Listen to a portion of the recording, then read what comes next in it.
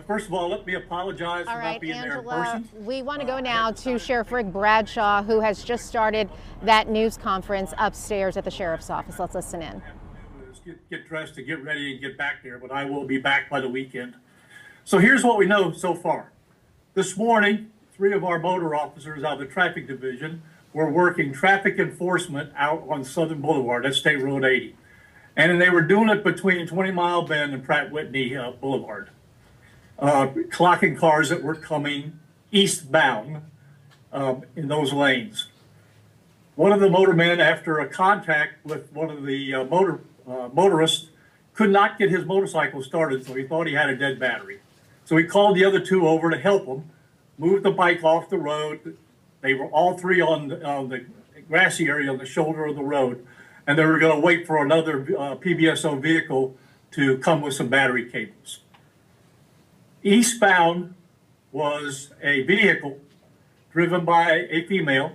She was in the center lane and obviously came upon a vehicle that was going much slower than she was and took action to veer to the right, which was in the same direction as the shoulder of the road. She overcompensated, got off the road, and then struck all 3 of the motor officers, at which time all 3 went airborne in different directions.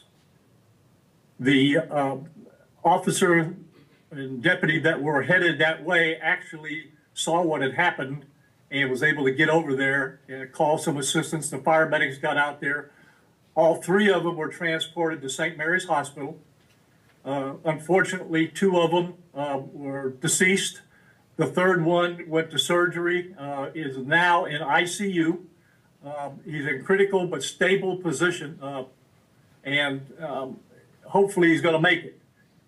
But it's a bad crash. We are jointly investigating this with FHP. Our traffic homicide division is working it in conjunction with them. It's going to be an extensive investigation. Preliminarily right now, and there's more tests to be done. It doesn't look like the driver was impaired. It just looks like one of those things where she overcompensated and got off the road. Terry Barbera will furnish all of you with all the information, personal information on the 3 deputies that were involved in this crash. And you'll have that with a picture of them within the next half hour, 45 minutes. So that's where we're at right now. Horrific accident. But, I tell people all the time, law enforcement, public safety, and the military are the only professions. When you leave the house and kiss your family goodbye, that might be the last time.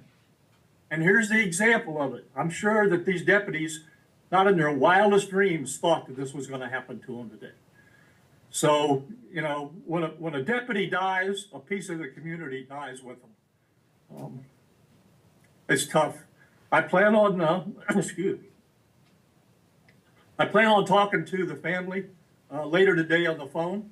I will meet with them when I get back over the weekend. And in the meantime, we're going to be planning what the funeral arrangements are for them, which I'm sure will be in the Tuesday, Wednesday, or Thursday time frame.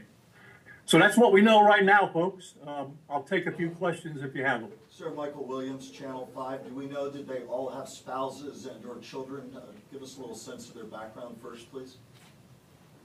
Michael, I can't hear you. You're going to have to speak up a little bit. Sir, did they have, all of them have spouses, children? Give us a little more sense of who they were. We know we'll get names from Terry. But well, I don't know the personal statistics on them.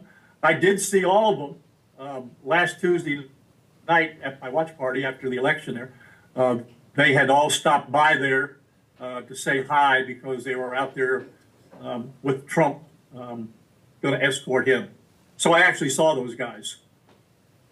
And sir, early on, what sense that whether speed played a role? You said she veered from a car moving more slowly. I know it's very early on, but any sense of the speed at which the SUV may have been moving? Well, that's going to be yet to be determined. There's a lot of calculations that have to be done. Preliminarily, I mean, the speed limit's 55. That's still pretty quick. So most of the damage is fairly consistent with that, but they'll be able to give us an exact speed when they do all the calibrations. What is the condition of the SUV driver? Was anybody else in the vehicle with the SUV driver? What is that woman's condition and where is she? No, from what I understand, she was by herself, and she's not got but very minor injuries. But yeah, you know, it's just one of those things. Sometimes if you overcompensate and your tires get off the edge of that road, it can grab that wheel and it's hard to get it back on. Sheriff Terry Parker, PBF 25 News. Were the two deputies that did not make it, were they deceased right there at the scene, or were they taken to the hospital where they died later? No, they were pronounced deceased at the hospital. They were airlifted there, and they worked on them for as long as they could there. They were injured so badly they just weren't going to make it. And Sheriff, we heard that was a very emotional scene at the hospital with so many deputies, commanders, people from other agencies just in shock. Can you tell us a little bit about that? Yeah, when these things happen, I mean, law enforcement is a very close-knit group to start with, and we all know each other. I've received phone calls from United States senators, congressmen, other sheriffs, members of the community, you know, saying we're so sorry that this happened, because they know that these deputies and the men and women of law enforcement are out here to protect them. So like I said, when you lose a deputy or you lose a law enforcement officer, you lose a little piece of the community. Sheriff, talk about a little bit more generally about their background, how long they've been with PBSO or the traffic division, and did we understand you correctly to say that they'd also done dignitary detail for the former and again soon-to-be president recently or frequently? Well, it's not unusual for us when we're doing traffic enforcement to have the three motorcycles together. What they do is they clock one person and flag them over, and in the meantime, the other two deputies can pay attention to the traffic.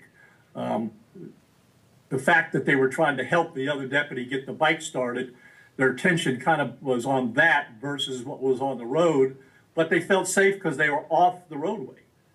They were over on the shoulder of the road where there was no traffic, so they felt pretty comfortable about being over there. At this point, All right, folks, that's it for today.